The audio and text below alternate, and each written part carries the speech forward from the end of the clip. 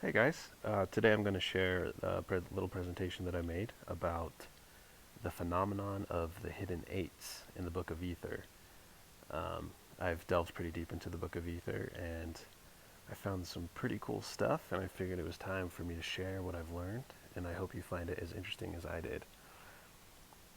So here's the number 8. We all know it. It's a pretty common number. What I have discovered as I've been looking into the Book of Ether is that this number is hidden throughout the book, and it's hidden in ways that you really have to look for it. But if you look for it, you find it everywhere, and there's so many. And I'm going to share today all the instances of 8 that I've found in this amazing book. First is the most obvious, I think. We all know that the Jaredites took 8 boats across the ocean.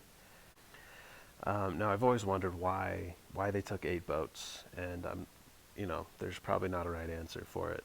It could be because there were 8 people on the Ark of Noah, and that is a possibility. But I think it goes a lot deeper than that, and hopefully you'll see why in this presentation.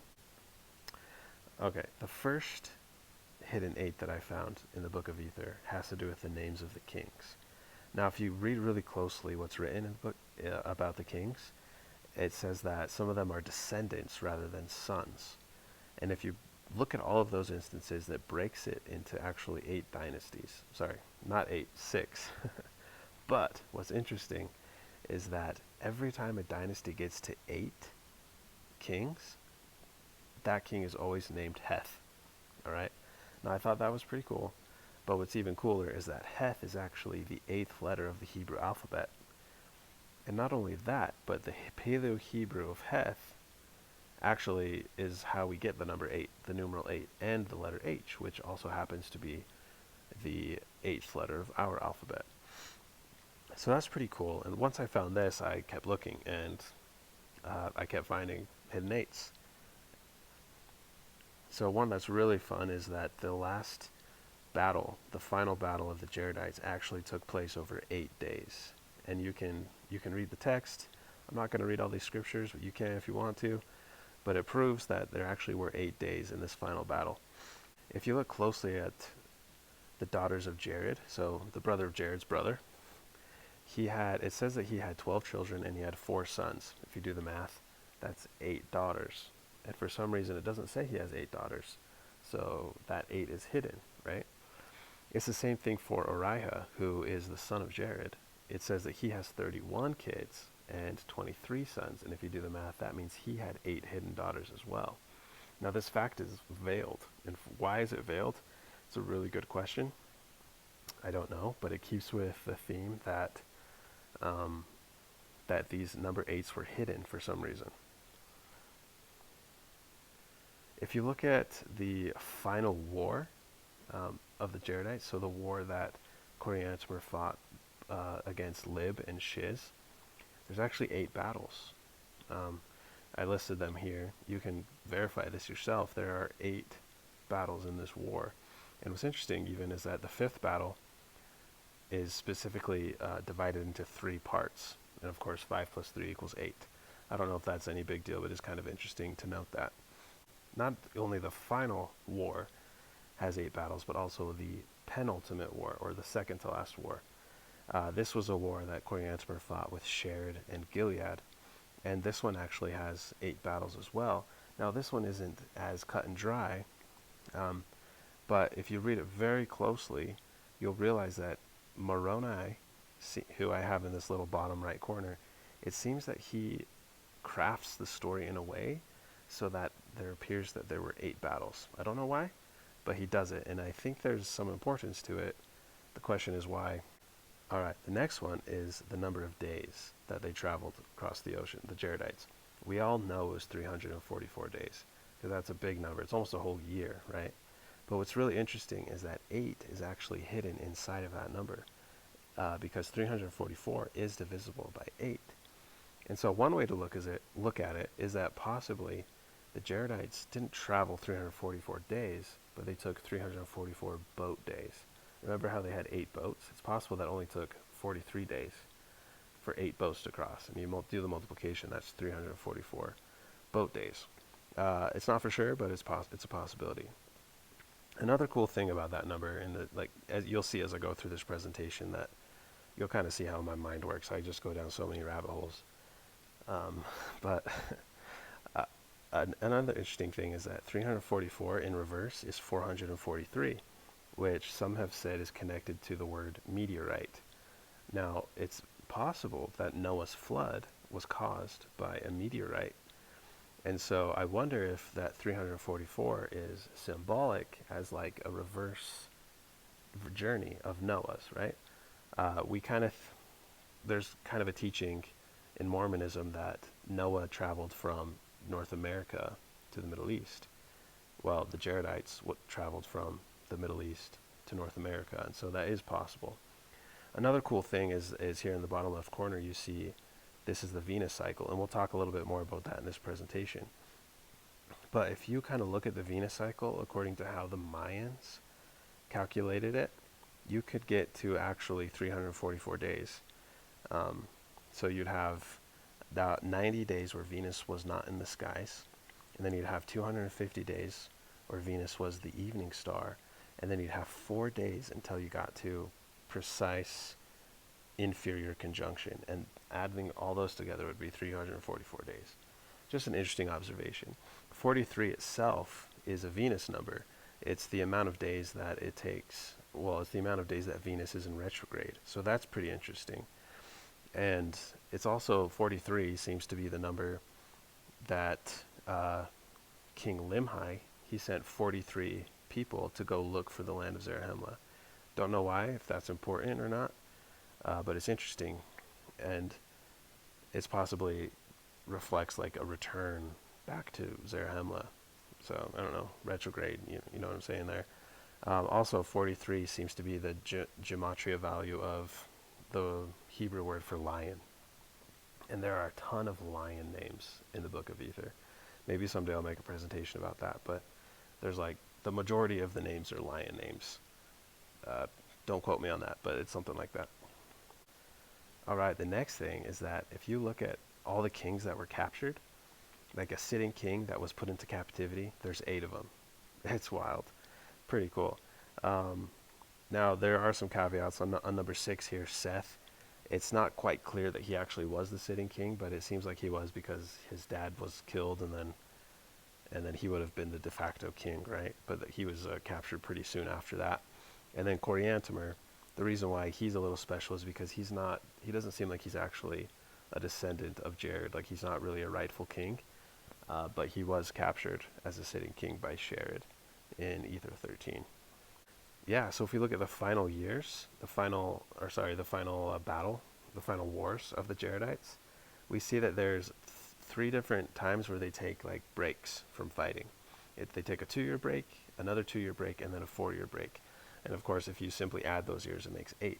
So that's another hidden 8 in the Book of Ether. It's pretty common knowledge that Coriantumr survived after the final battles. He lived with the people of Zarahemla for 9 moons. And that's what it says in Omni in that scripture there. Well, what's interesting is that the moon itself has 8 phases, right? And you can see that in the chart here. And so if Coriantumr lived for 9 lunar cycles, then that is some factor of 8 lunar phases, or some multiple of 8 lunar phases. But also, if you think of it, let's say that Coriantumr lived for 9 new moons, then those 9 new moons would potentially contain 8 full moons. And so, like, there is possibly a hidden 8 in this as well. You all remember the serpents in the Book of Ether that come and they bite everybody and they're poisonous and it causes a lot of consternation. Well, it turns out that the serpents persisted for 8 generations of kings. They appeared in the days of Heth, or right after Heth died, and then they were destroyed in the days of Lib, 8 kings later. Now this is wild. This is my favorite, I think. If you count the prayers that the brother of Jared makes in the Book of Ether, it comes out to 8, right? And you have to count them really carefully, but check it out. So first he asks to not be confounded, and then the Lord says, all right, you won't be confounded. And then he goes again, and he asks for his friends not to be confounded, and then the Lord promises that his friends won't be confounded. And then the third time, he asks if they will be led to a choice land, and the Lord tells them yes. And so then they go on their journey and everything like that. And then as they're going, the Lord comes down in a cloud, and he talks to the brother of Jared. So this is another conversation that the Lord has with brother Jared, and he commands them to go into the wilderness. And then they go into the wilderness, and there's 4 years where he doesn't pray, right? In the fifth conversation that we hear about, the Lord comes again and he chastises brother Jared and commands him to build barges, and then he goes and builds barges, right? The brother of Jared comes back and he asks in the sixth prayer, how will they steer? How will they get air? And the Lord tells him what to do, and so the brother of Jared does it. And then in the seventh prayer, he comes back and he asks, how will they have light? And the Lord tells him that he needs to think of his own solution, right? And so the brother of Jared goes and does that. And then on the eighth prayer, he comes back and he tells the Lord what he's got, and he has these stones, and the Lord puts forth his finger and shows himself to the brother of Jared. It's amazing. And I don't know why there's 8 prayers here, but it's pretty cool that it turns out to be exactly 8. Now, another cool thing is that in the 8th prayer, the brother of Jared says, "O Lord," 8 times before his prayer is answered. Okay, so he says that phrase, "O Lord," 8 times, and you could count it. And after the 8th time, the Lord shows himself. Pretty cool. We all know that the brother of Jared's name is hidden throughout the whole book of Ether. But crazy enough, the name that Joseph Smith revealed was the brother of Jared's name has 8 syllables, because of course it does, right? Now here in the bottom left you see a picture of Mahanrai Moriankumer, who was this baby that Joseph Smith blessed and gave the name Mahanrai Moriankumer to, and this is where that story comes from, and you can read it in that text below. It turns out that the Book of Ether itself has a multiple of 8 total words in it, and that's pretty cool. Another hidden 8. Amazingly, this one just astonishes me to no end, is that the second mention of the Jaredites in the Book of Mormon is in the 8th verse of the 8th chapter of the 8th book of the Book of Mormon, right? So if you look at Mosiah 8, verse 8, that's when the Jaredites are first mentioned. Okay, it's actually the second mentioning, but really it is the first mention. Because when Oliver Cowdery and Joseph Smith translated the Book of Mormon, they started in the Book of Mosiah. So this literally would have been the first time that at least Oliver Cowdery would have heard of the Jaredites as he was transcribing the Book of Mormon. And then it wasn't until Omni, which was translated after everything, almost the very last book they translated was, probably the last book actually they translated was Omni.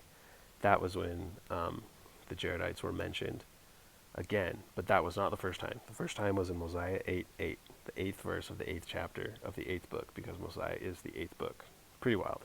I have a little picture of Orson Pratt here in the bottom because he's the one who divided the book into the chapters and verses that we know today. So I don't think he did on purpose. Maybe he did, but I think it's pretty cool. I think there's some kind of spiritual aspect pointing us to the number 8 and the Book of Ether. And it's pretty wild to learn about. Another cool thing is that the Book of Ether itself has 15 chapters, which means that the very middle chapter is the 8th chapter. Okay? And the 8th chapter is very important because it basically, in my mind, it tells us what the purpose of the Book of Ether is, or one of the main purposes, and that is to warn us of secret combinations, right? And I have verse 24 highlighted because that is the verse, another multiple of 8, of course, another number divisible by 8 that tells us about these secret combinations. So if you look at King Mosiah's monetary system, it seems like it kind of follows this octal pattern, right? So you see at the right I have 8 Leahs equals 1 Sinam, and 8 Shibloms equals 1 Amnor, and 8 Shiblons equals 1 Ezram, and so on. Well, Shiblon and Ezram are actually Jaredite names, right? And so I wonder that if there is some Jaredite influence upon the monetary system of the Nephites, and I think there is. Now, it's kind of a theory because this next one, 8 Sinams equals 1 Ontai, that is not quite clear in the text, but I think it makes a lot of sense for 8 centims to be equal to 1 ontai, and just this whole thing is kind of like this octal system. Okay, and so you wonder, it makes you wonder, why did the Nephites have their money in eights?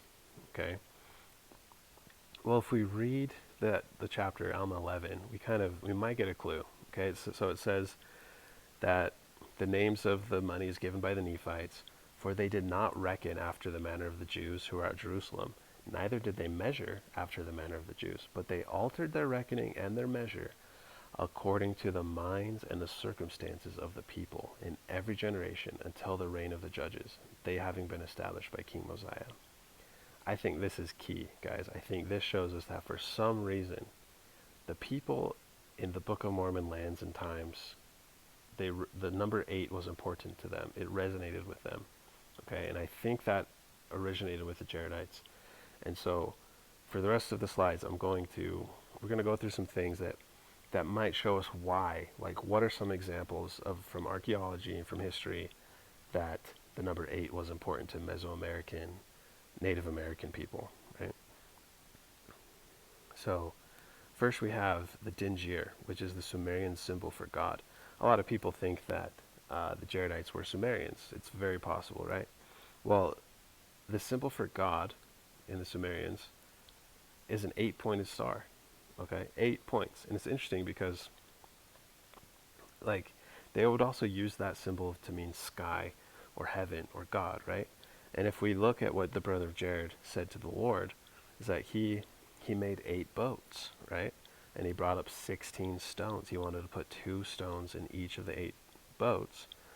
And he cried and he said, "O Lord, we know that thou art holy and dwellest in the heavens." So he had this concept of God dwelling in the heavens, and the number 8 was somehow connected to that. Okay? This symbol, it seems, was later adopted for use by the goddess Inanna, who was associated with Venus. And you have this little yellow star on the page here, and that is the 8-pointed star, symbol for Inanna, or Venus. Interestingly, with that, is that Anu, who was the Sumerian god of the sky, his wife was Antum, but also she was connected with Inanna, or with Venus, okay? And so Coriantum has that name in his name.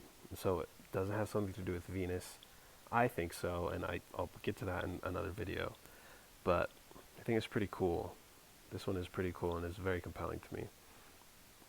Another one is the Native American spider woman or spider grandmother. Obviously, spiders have 8 legs, right?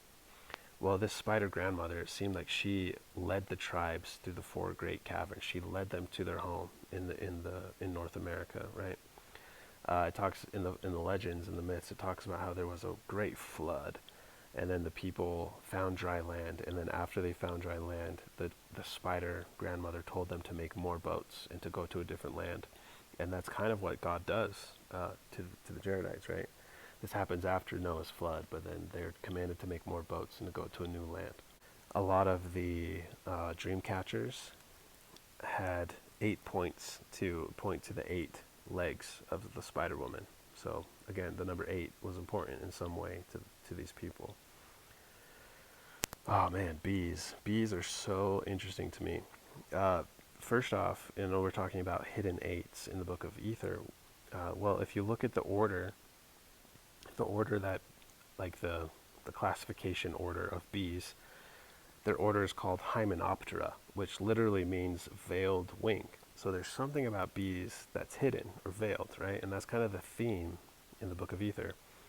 Well, if we look at bees, right? So bees make this, they're famous for their figure 8 pattern, this little waggle dance that they do. So that's interesting. Very interestingly, this quote that I put here, it says that while about 20,000 species of bees exist, only 8 species of honeybee are recognized. 8, guys. 8. And with a total of 43 subspecies. Wow. Those numbers are very interesting, don't you think? We know that 8 is a really special number, but also 43, right? We've talked about 43. It's important with Venus. It's important maybe with the Jaredites. It's really interesting that it's also important with bees, of course, we know that the Jaredites took bees with them. Deseret, right? That's where we get that word. Well, looking at this chart, it's super interesting because we see that, okay, like the first row here, this is about worker bees, right? It says that about the 8th day, the worker bees, their little cell is capped, and then they have another 8 days, and then they're born about the 21st day, but they begin to forage around the 8th day after they come out of their capsule, right? Interestingly, the queen bee, it looks like her little cell is capped on the 8th day exactly. And then after 8 more days, 8 days of that pupation period, she comes out as a queen. And then, interestingly, it takes her about 8 days for her to go out and mate. Like, it's just crazy. Like, why so many 8s? And why so many bees? And why are they so important in the Jaredite story? All right, Venus. Venus is a big one. Venus has so many 8s associated with it. Okay, so Venus has an 8-year cycle, meaning that where Venus is in the sky on any given day, if you fast forward 8 years later, it'll be in the same spot in the sky, right? So that's why I use these pictures of President Obama and President Trump, right? Because their inaugurations were 8 years apart, and so Venus was actually in the same spot in the sky on those days, on January 20th. Venus in the Tzolk'in calendar, which is the Mesoamerican calendar, is the 8th day. The 8th day is called Lamat, but it has to do with Venus. This is a symbol of Venus with kind of the 4 sections, which in itself is interesting. Like there's 4 sections and each section has a dot. 4 plus 4 is 8, right? Venus also has a 584-day cycle, and 584 is divisible by 8. It's 8 times 73. Interestingly, the Mayans would call Venus Shush-ek, if I'm saying that right, which means wasp star. And I probably don't have to tell you that wasps look a lot like bees, right? Interestingly, Venus is invisible for 8 days during part of its cycle. To the Mayans, they consider the morning star phase to be 236 days, which is exactly 8 lunar cycles, okay? So you're saying there's a lot of 8s associated with this. Now, there's 8 a lot in the Mayan calendar, interestingly. The Mayan calendar has 2 main parts that I understand the best anyway. The Tzolk'in, which is a 260-day cycle, 13 numbers and 20 days. And the Hob, which is pretty close to our solar year. It's a 365-day calendar, right? So interestingly, there was this 52-year cycle in the Mayan calendar where the Tzolk'in would line up with the Hob, and those dates would align again after 52 years. And for the Mayans or the Mesoamerican people who use this calendar, that was considered a very special time.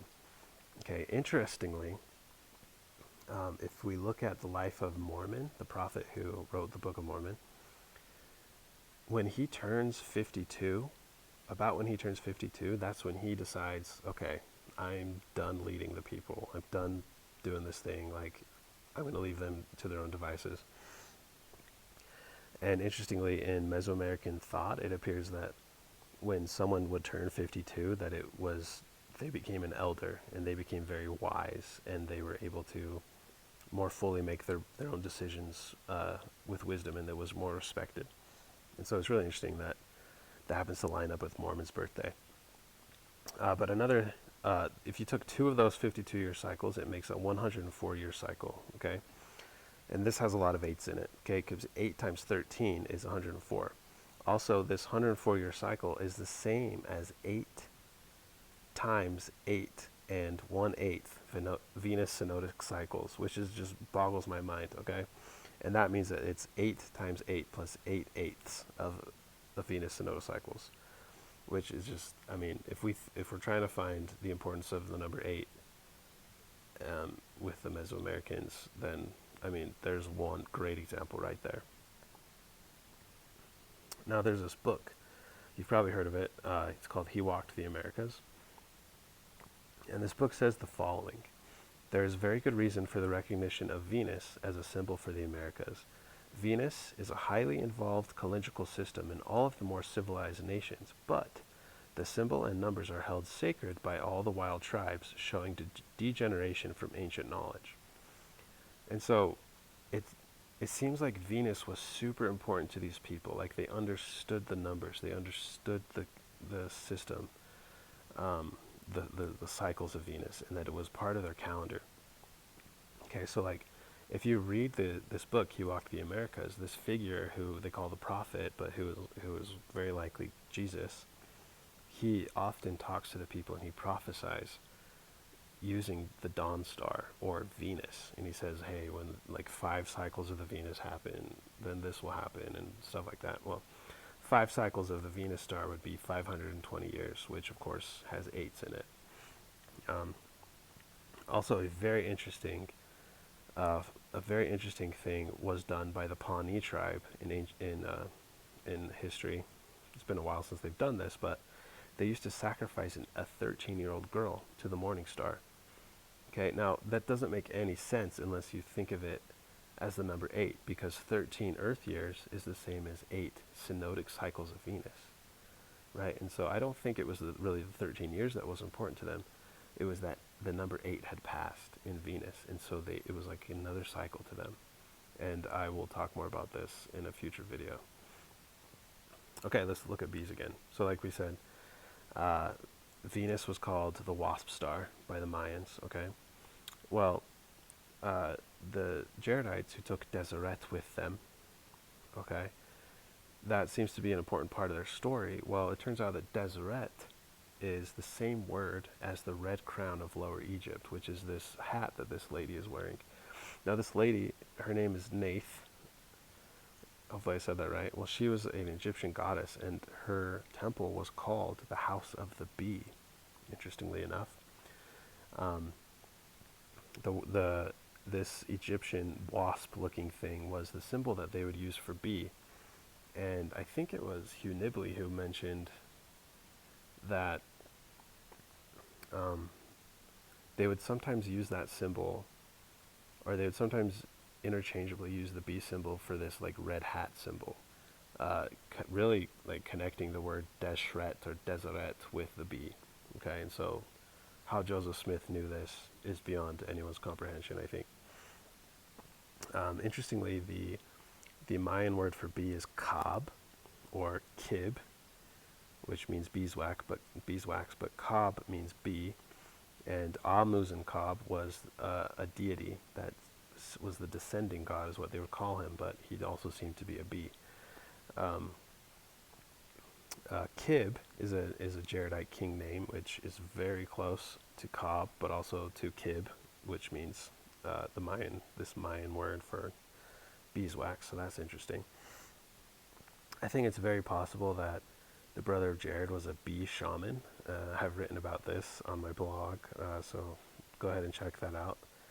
But bees were very important to the Jaredites for some reason, and for some reason they were very important to the Maya. So if you read this quote, and I'll read it to you. What is truly remarkable is that the Mayan king associated himself with Venus. Venus, of course, we know has to do with the number 8. A male deity and the most important planetary object of the Maya. Where this gets interesting is that the Maya believed Venus symbolically was a bee due to its intelligent movements. Like many ancients, the Maya appear to have been aware of the bee's peculiar figure of 8-shaped waggle dance. As a result, it was common for the king to depict himself as a drone bee, complete with drone bee eyes and a protruding tongue with which to taste the honey of his kingdom.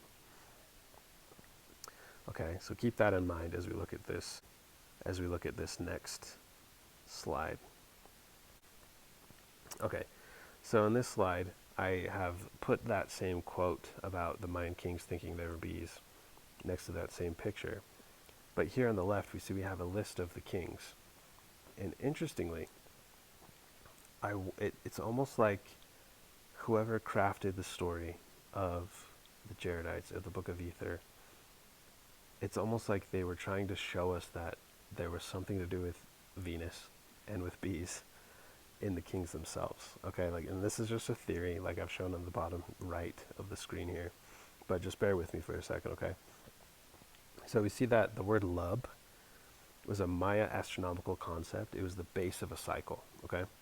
A lube, or lube, however you say it, was the start and completion of 13 repetitions of the 5 cycles of Venus. Um, okay, so if we take Kib as being like a lub, and then we count 13 kings, we would get one Lube, okay? And then we have a king named Lib. He's the second Lub. And then after that, we have 13 more kings, which is another Lube.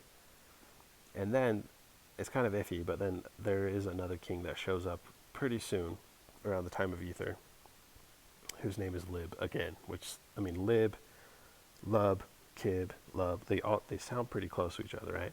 And so I wonder if each rightful king in this king list was symbolically seen as Venus and one of its 8-year cycles of 5 synodic periods. Okay, so again, this is possibly another instance of hidden 8s. It's possible that all the kings between Kib, Lib, and the other Lib, all of those kings were hidden 8s. Pretty cool. All right, next we're going to talk about some Chinese influence, okay? So the Chinese in the Shang dynasty, they had this thing called Pakua or Bagua, and it was this kind of octagon-shaped thing, and it had 8 trigrams, which were like a set of symbols, right? You can read this thing down here. And it was apparently important to their religion, right? Well, we've already talked about the Nephite monetary system and how it was kind of octal. Well, it's also binary, right? And in this chart, I show how it's all binary, and you can kind of get to everything by using the binary system, which, you know, you can scale up to an octal system, right? Well, it makes you wonder, like, was there a Chinese influence in Mesoamerica during the time of the Jaredites? And yes, I think there was, right? So we see Pakua sounds a lot like the name Pachuca, which was a site in it's an ancient site in Mexico, and I think it was kind of where a lot of obsidian was mined. Pacus was the name of a Nephite king, or like a king of dissenters. Pacumenai was the name of a chief judge of the Nephites. Okay, interestingly, Shiz, who was one of the last Jaredites alive, his name appears to be Chinese for lion. Okay, if you look up on Google Translate, because I don't speak Chinese, but if you look it up, Shiz, like it says Shiz, and that is lion in Chinese. We see the jade masks, the Olmec jade masks, which look very Chinese. The Olmec heads look very Chinese as well. And interestingly, it appears that the Olmecs and the Shang dynasty of China they shared some astronomical knowledge, and they would point their burial mounds precisely 8 degrees west of true north, interestingly. Also, there was at least one Chinese sword that was found in America, which dates to the Shang dynasty, and it resembles the Olmec jaguar as part of it, which is interesting. And so I think there was this Chinese presence in the Americas, and I think there is evidence of that in the Book of Ether, which is fascinating to me. If we look at some of the natives in Mexico and in California, we see that some of them actually do use a base 8 numbering system, showing that 8 was important to these people. The Yuki and the Pame. It seems that the Yuki they would, instead of counting with their fingers, they would count like the spaces in between their fingers, which makes 4, right? So if you have 2 hands, you have 8 spaces. And it seems like the Pame, in Mexico, that they would count using their knuckles of a closed fist. So you'd have 4 knuckles on each hand, making 8. And also, it's that their word for 9 translated to 1/8 plus 1, which is crazy. Seeming that this was probably a base 8 system, so that was important to them. Okay, now this slide is just a perfect example of the rabbit holes that my mind goes through and how it works. But I noticed that the name Shiblon is written 8 times in the Book of Ether, and in the Book of Alma, actually. So they are 2 different characters in the Book of Mormon, and their names are mentioned 8 times each. Okay, so I've listed those here. Interestingly, so the king Lib, the Jaredite king Lib, he creates this prosperous kingdom, and in Shiblon is the eighth king in this prosperous time. Also, 8 Shiblons equals 1 Ezron in the Nephite monetary system. And so it makes you really wonder, what does the name Shiblon have to do with the number 8? Like, it seems like everything's pointing to that. Interestingly, Mormon 6 verse 14 lists a bunch of people, and the 8th person they list is Shiblon. Okay, so I think there's something there. There's some interesting thing about Shiblon and the number 8. Well, if we look at Shiblon, it's very possible that this name is Arabic, from Shibble, meaning jaguar cub. Okay, and so that's interesting in itself. But if you look at the Mayan word for jaguar, it's Balaam. Okay, and if you combine Shibble and Balaam, you get something pretty close to Shiblon, right? Well, it turns out that the name Shibalanke means jaguar son in these Mesoamerican language, and you could spell it a couple different ways, but either way, it sounds very close to Shiblon or Shiblom. And interestingly, in Ether 11, this character Shiblom, it's mentioned that he has a brother. Okay, it doesn't say what the brother's name is, but the brother rebels against him. And the Mesoamerican myth of the hero twins talks about 2 brothers, one of whom is named Shibalanke or Shibalamke. Okay, so this is very interesting to me. Okay, another thing is that the head of Shibalanke, this brother, is used as a variant for the number 9, Balan being similar to Bolon, meaning 9. And I've got a little table here showing that in a lot of Indo-European languages, the word for 9 is very close to the word for new, showing that perhaps our ancestors, our Indo-European ancestors, also used a base 8 counting system. So they would count to 8, and then the 9 would be the next set of 8. If we think of Shibalanke meaning jaguar sun, then we can look at the Aztec sunstone, and we see that there are 8 spokes or pointy parts around this wheel. And so does Shiblon have something to do with 8? I don't know. But this is another instance of 8 in Mesoamerica. Now jaguars interesting. Now, because Balaam means jaguar and Shibalam has something to do with like jaguar of the sun or anything, something like that. I looked at jaguars. Okay, interestingly, jaguars. So like a female jaguar has a receptive period of about 13 days. Okay, remember 13, and a gestation period of about 104 days. Now we've already talked about 104, and that is 8 times 13. Okay, well think back to the Mayan calendar, which I don't think I mentioned this, but those 13-day cycles are called trecenas. So 13 days is 1 trecena. And so a jaguar, she's receptive for 13 days, 1 trecena. She's pregnant for 8 trecenas. Okay, that's important. And then the cub, after it's born, will open its eyes about another trecena after that. And so it makes me really wonder, like, was the jaguar important to these people because its life cycle lined up so closely with their calendar? I don't know. It's a really interesting thought. We see that there actually was a jaguar in the news recently that had a 104-day gestation. So it's not. I'm not making that number up. Like, it's legit. We see this little Olmec figure on the right side, and it might suggest that the Olmecs kept jaguars as pets, and so they I mean, of course they would know how long it took for a jaguar baby to be born, right? If they were breeding these things. Interestingly, I mean, this character, this little figurine looks very Chinese. The Chinese word for 8 is ba, and the Chinese word for panther is bao. You see how close those are to each other, right? The Mayan word for jaguar is Balam, and the Mayan god is Shibalan Ke. The Jaredite king's name is Shiblon or Shiblon.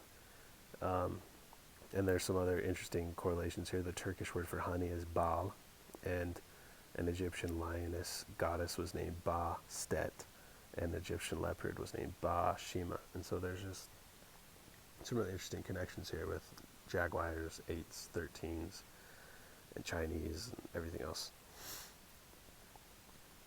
All right, we're headed to the end here. Interestingly, trying to find instances of the number 8 being important to the Mesoamericans, to the Native Americans. I came across this article that talked about the 8 omens of the conquest of the Aztec Empire. So apparently, right before the Spanish conquered Mexico and the Americas, essentially, there were these 8 omens that were shown to the Aztecs. Okay, and you can read these. First, there was a fire that burned in the night sky for a year, and then a temple was destroyed by fire, and then lightning hit another temple and destroyed it. And then in the 4th omen, there was a streak of fire in the daytime sky, and then there was a flood on Lake Texcoco, and then there was a sound of a woman crying, saying, "My children, we must leave, and my children, where will we go?" And then in the 7th, there was a bird from the Lake Texcoco with a mirror on its head that showed an army riding on large deer. Okay, and then the 8th and final omen, there was a 2-headed monster discovered in Tenochtitlan, and then after that, the Aztecs were conquered by the conquistadors. More recent events, the 8th era I've learned about from the Ojibwe tribe. They have this prophecy called the 7 fires prophecy, right? And it links pretty close with what's written in 1 Nephi 14 about how the Gentiles, if they repent, they can be numbered among the seed of Lehi, right? Well, this 7 fires prophecy, it has to do with the number 8. Like, it talks about an 8th era. It talks about the 8th and final fire. Okay, and it's an era of peace, love, and brotherhood, right? Recently, in October, Zion Media, along with Chief Mitiga, who is pictured here, they held this event called the 8th Day of Assembly, uniting all of Zion, and it took place pretty close to the 8th Day of Assembly, which is an actual Jewish holiday. And they talked about the 8th era and this fire prophecy. And then interestingly, during this event, Chief Mitiga stood up and he basically gave an 8-year prophecy. Okay, and you can watch that yourself. You can say what you want to about this man and what he is doing right now. Pretty interesting to me, but this isn't an endorsement of him or anything, but I'm just interesting that all these 8s are connected with these Native Americans again. I've already been looking for number 8s, and all of these are just popping up. It's very interesting that he would give an 8-year prophecy, as opposed to like a 7-year prophecy or even a 5-year prophecy like Samuel the Lamanite or something like that. 8 years. There's some importance there for sure. All right, in America. Now, I wasn't going to do a slide about America, but once I learned that 888 plus 888 equals 1776, I just couldn't. I had to put it in there, right? And so, but I kept finding stuff. So it seems like the number 8 might be important to America as a whole. Obviously, the Declaration of Independence was read, or not read, but signed in 1776. And interestingly, it was signed by 56 men. And 56, of course, is a multiple of 8. And these 56 men were from 13 colonies. So again, we have the number 8, we have the number 13. And I think America is important because, as we learn in the Book of Ether, that this land is a promised land. This is a land where God wants to restore his people. It's the place of the New Jerusalem. So it is important. And this is leading me to believe that possibly the number 8 is important for the New Jerusalem. Okay? But before we get to that, we all know that a person can be president of the United States for 8 years. Okay? Interesting number, obviously. As it pertains to Donald Trump, He was first elected on November 8th, 2016. Both numbers divisible by 8, of course. The word Trump in simple gematria equals 88. That's kind of weird. Donald J. Trump in English gematria equals 888. So that's wild. But my favorite is that a great MAGA king Donald Trump in Hebrew gematria equals 888 as well. So there are a lot of 8s associated with America. And this next slide will show you why I think that is. I think it has to do with the New Jerusalem. Now, if we read D&C section 3, you will see that the Lord tells us exactly what the purpose of the Book of Mormon is. Okay, this is very important to understand. The purpose of the Book of Mormon, according to that scripture, in the voice of the Lord himself, is to restore the Lamanites, to restore the Nephites, the Lamanites, the Josephites, the Jacobites, Zoramites, Ishmaelites, Josephite. Did I say that one? I don't know. All the 7 tribes of the Lehites. The purpose of the Book of Mormon is to restore them to the knowledge of their Redeemer. Okay. Interestingly, if you remember, there were 8 witnesses to the Book of Mormon, plates, right? Look in the front of your Book of Mormon, you'll find their testimony. They testified that they saw the plates, that they knew that Joseph Smith had them, and they bore witness of it before God, right? Why would he choose 8? Okay, we know in Ether 5 that the Lord basically said that whoever translated the plates would be able to show them to other people who would assist to bring forth the work, right? So why 8? Why 8?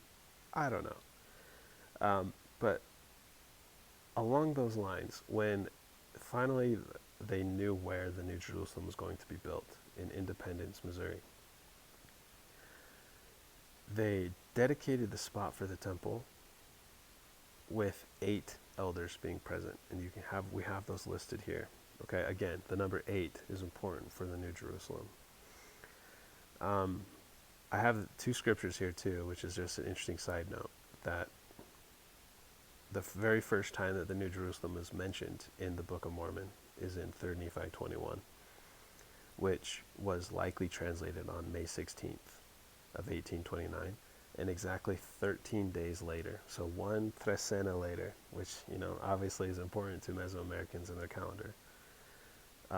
1 trecena later, in the Book of Mormon translation, on the 29th of May, 1829, the New Jerusalem was mentioned again, and it was mentioned for the last time, I believe, in the Book of Mormon. So the first time and the last time, it took 13 days, and again, that was in the Book of Ether, and it talked about how there would be this New Jerusalem, and it would be built by the remnant of the house of Joseph, by the Lehites, and those who would assist them.